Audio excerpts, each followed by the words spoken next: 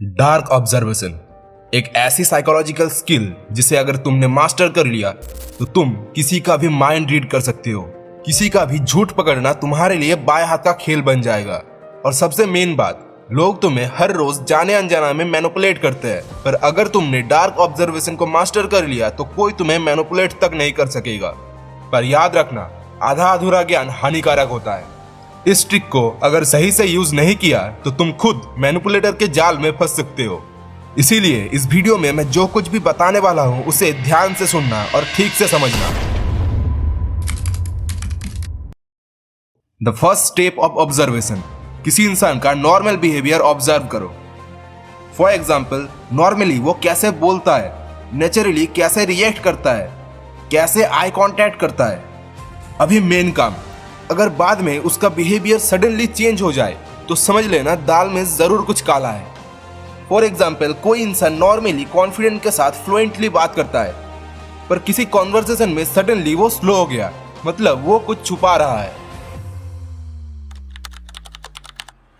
Baseline technique सिर्फ normal इंसानों पे काम करता है, लेकिन एक मैनिपुलेटर का रियल एक्सप्रेशन तुम कभी भी इतने आसानी से ऑब्जर्व नहीं कर सकते, क्योंकि वो अपने इमोशंस पे कंट्रोल करना जानते हैं।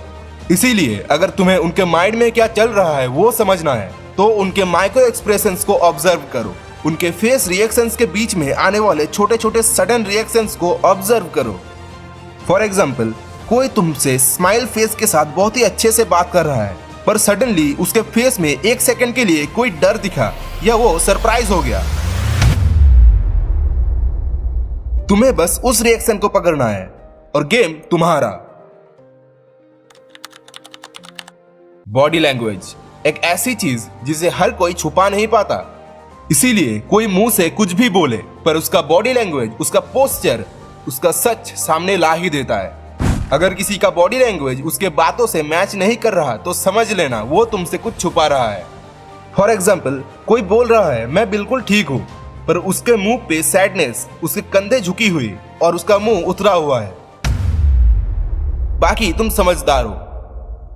पर ये 3 ट्रिक्स सुनने में जितना आसान लग रहा है उतना सिंपल ये है नहीं। लेकिन एक चीज हमेशा याद रखना, प्रैक्टिस मेक्स मैन परफेक्ट। तो जितना ज्यादा तुम इन ट्रिक्स का प्रैक्टिस करोगे, इन्हें अपने लाइफ में अप्लाई करोगे, उतना ही तुम इस चीज को मास्टर करते जाओगे। अभी एक बात ध्यान से सुनना, जो दोस्त तुम्हारा मजाक उड़ाता है, तुम्हारी कोई परवाह नहीं करती, उस दोस्त के साथ ये वीडियो गलती से भी शेयर मत करना। बाकी तुम अगर चाहो तो एक मैनिपुलेटर की तरह अपने इमोशंस पे कंट्रोल पा सकते हो। उसके लिए ये सामने वाला वीडियो जरूर देखना। तुम बस अपने वैल्यूएबल टाइम से 2 मिनट मुझे दो और मैं इस वीडियो में तुम्हें परफेक्टली सिखा दूंगा अपने इमोशंस पे कैसे काबू पाते हैं।